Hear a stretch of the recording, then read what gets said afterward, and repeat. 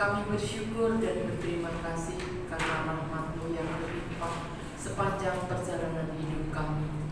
Kami bersyukur karena Engkau mengumpulkan kami di tempat ini untuk belajar mendekatkan diri kepadamu, mendekatkan diri kepada sesama kami.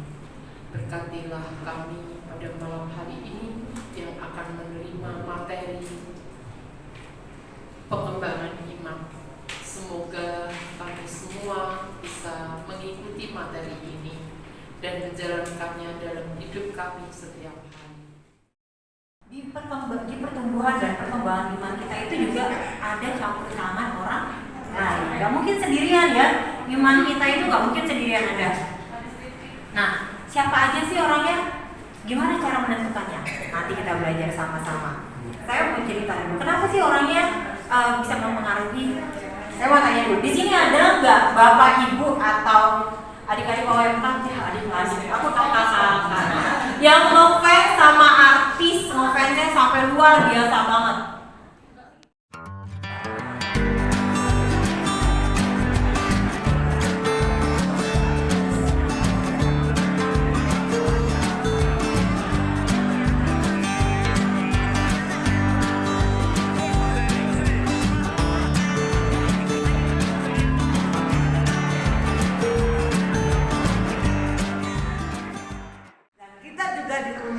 Untuk menjadikan Yesus sebagai teladan hidup, ya. Jadi tokoh utama dalam mempengaruhi perkembangan iman adalah Tuhan Yesus, di samping tokoh-tokoh yang ada di sekitar kehidupan kita, ya. 3 ya karakter Tuhan Yesus yang mempengaruhi saya itu peduli. Dia sangat peduli ketika dia ingin memberi makan 5.000 orang, betul ya? Mereka harus ketika buat berbondong-bondong, kamu harus memberi mereka makan. Jadi kita juga sebagai murid Tuhan juga harus peduli dalam bentuk apapun. Tidak harus ya bersyukur kita bisa memberi 5.000 orang makan, tetapi bagaimana kita mau peduli dengan situasi, kondisi dan apapun yang bisa kita lakukan terhadap orang lain, ya. Bahkan mereka-mereka yang di luar lingkungan kita, ya. Nah, kata-kata yang mempengaruhi Yesus itu ya, itu kan dari Markus 6 ya. Kamu harus memberi mereka makan. Tidak hanya makanan jasmani, makanan rohani. Ya, bagaimana kita meneguhkan mereka melalui kesaksian iman kita, kesaksian hidup kita nanti akan diperdalam di Tuhan. Yang kedua, berbelas kasih, ya. Bagaimana ya 2 orang buta disembuhkan. Kata Tuhan Yesus bilang, mau apa kau aku perbuat, gitu ya. Semua mujizat Tuhan Yesus tergerak oleh belas kasih, ya. Mujizat terjadi. Setiap ada penyembuhan di kitab suci, Yesus tergerak hatinya oleh belas kasihan. Itulah penyembuhan, pemulihan terjadi, ya. Di Matius 20 ayat 32. Bapak aja, dia juga mau perlu evangelisasi, ya. Nah, yang ketiga, pengampun, betul. Berapa kali kita harus mengampuni? 10 kali, 7 kali. Kalinya tuh nggak tahu berapa kali, ya. Dia tidak menghukum perempuan yang berzina, perikop yang sering kita dengar, ya. Di Yohanes 8:11, ya. Nah, dengan begitu wanita itu tidak merasa dihakimi, ya, merasa dikasihi lalu dia punya semangat hidup lagi ya. Tadinya kan udah mau dirajam, tapi Yesus bilang siapa yang nggak berdosa, ayo silakan lemparkan batu. Jadi satu persatu. Lalu apa yang dikatakan, pergilah dan jangan berbuat dosa lagi. Kehadiran Tuhan yang lebih baik, kesadaran, menyadari, kepekaan terhadap panggilan hidup. Jadi kita dengan punya iman dan punya relasi yang erat dengan Tuhan, kita semakin menyadari panggilan hidupku, ya, menemukan panggilan hidupku dan menghayatinya dengan sepenuh hati, ya. Panggilan untuk mengasihi Tuhan, untuk mengasihi sesama, hidup dalam kebenaran, panggilan untuk melayani, dan panggilan untuk hidup kudus, termasuk panggilan melayani di keluarga.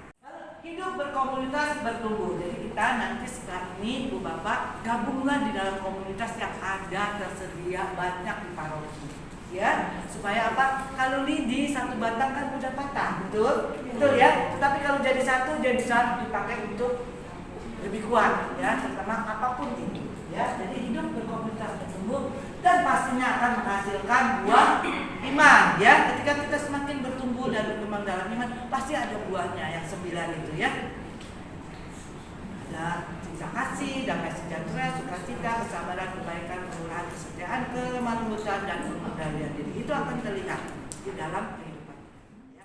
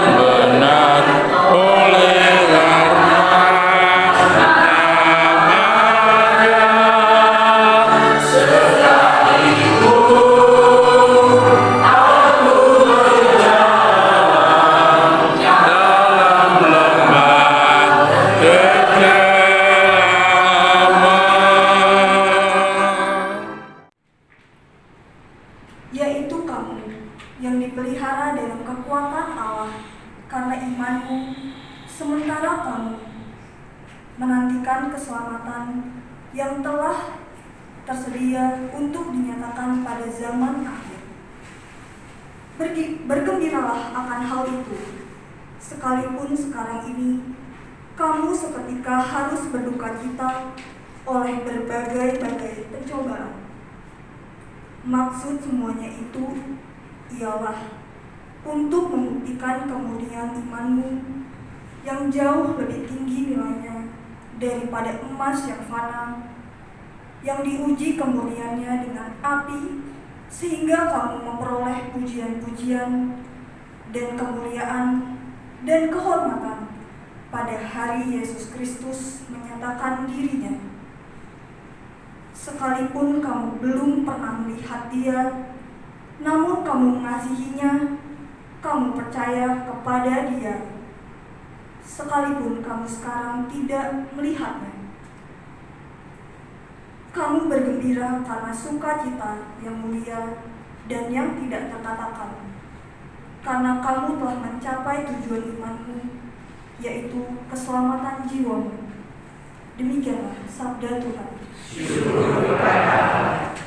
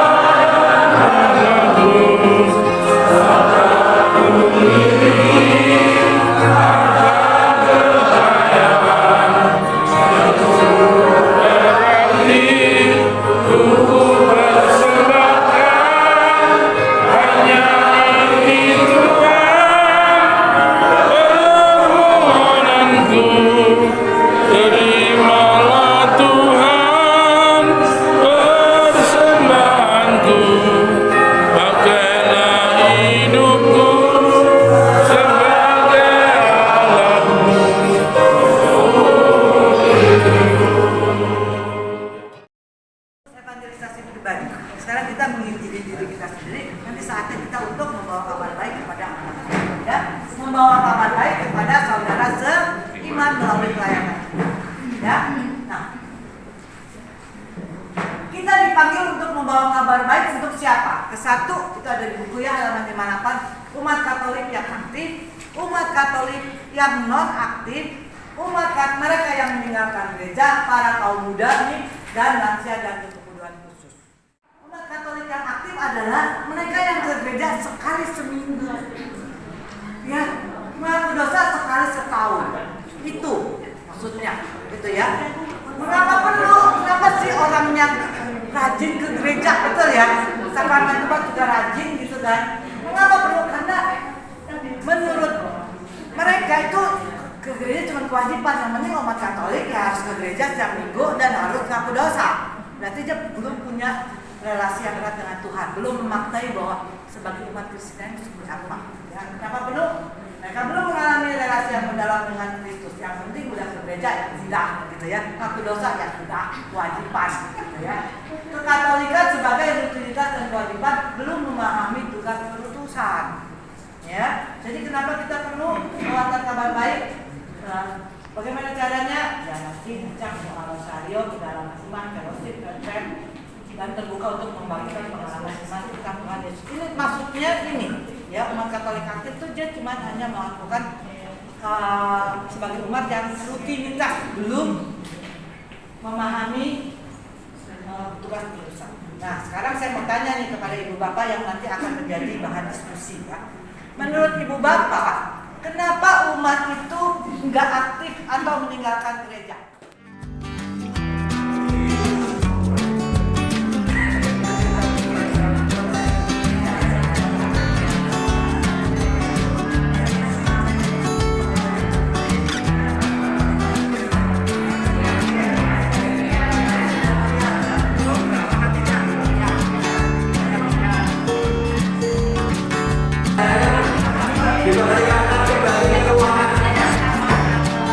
Waktunya sudah selesai, silakan kita kembali masuk ke ruangan lagi.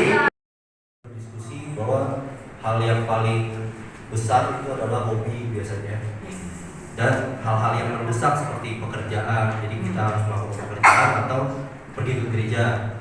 Jadi kan itu hal yang kadang nggak bisa kita putuskan karena pekerjaan juga penting, tapi gereja juga nggak bisa melulu hal duniawi kita kerjakan gitu. Jadi bagaimana penyelesaiannya? Tadi kita udah berdiskusi, jadi ya dengan diskusi mungkin bisa diselesaikan. Jadi bagaimana supaya hidup itu lebih balance, jadi seimbang, bukan cuma urusan gereja dulu, tapi kan kita apalagi yang udah berkeluarga harus punya tanggung jawab. Jadi tanggung jawab kepada istri, kepada anak, jadi harus tetap dijalankan gitu. Karena itu juga bagian dari tanggung jawab. Tapi ke gereja dan ikut kegiatan gereja juga merupakan panggilan kita juga sebagai umat Katolik gitu. Jadi bukan cuma hidup di dunia gini aja. Lalu membuat hobi itu menjadi lebih rohani. Jadi kalau misalkan punya hobi kayak tadi ada contohnya mungkin mancing, ada yang suka goes, atau ada kegiatan-kegiatan lainnya. Jadi itu lebih diarahkan ke hal yang rohani. Kalau ada jarum yang patah, jangan disimpan di dalam peti. Kalau ada kata dan perbuatan saya yang salah, jangan disimpan di dalam hati. Terima kasih.